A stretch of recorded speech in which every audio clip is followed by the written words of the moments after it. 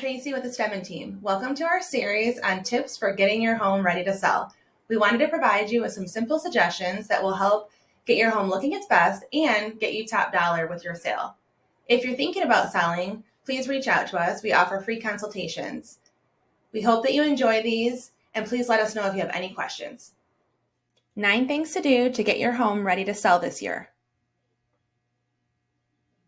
Number 5, windows and siding. Cleaning the exterior of your home will go a long way to wow those buyers as they tour your home.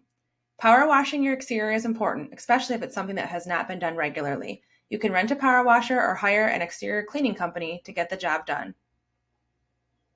Letting natural light shine through at showings is wonderful. Make those windows sparkle. Spend some time cleaning the interior and exterior of the windows and screens. Finally, clean your gutters. This serves 2 purposes. First, your home will appear fresh. It will also help with your inspection.